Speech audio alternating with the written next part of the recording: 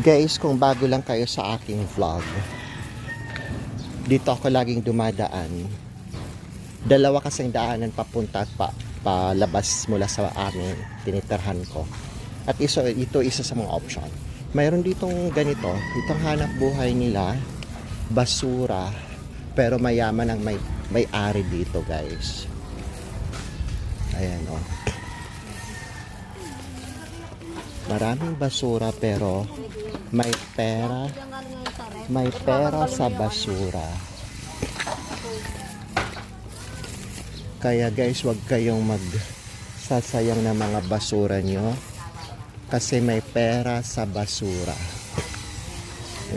Lahat ng basura nandito, pero ang kagandahan dito, hindi naman sila madumi tingnan. Tapos may kawayan pa dito, oh, puno ng kawayan. Prone sa ahas.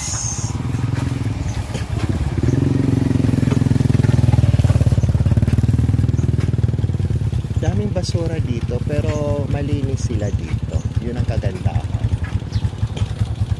Hindi ako nakakaamoy na. Mayroon naman amoy pero hindi siya mabahong-mabaho.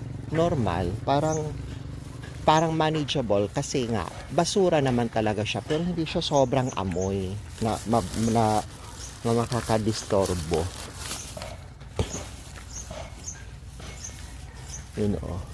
Yun ang hanap buhay ng mga tao dito.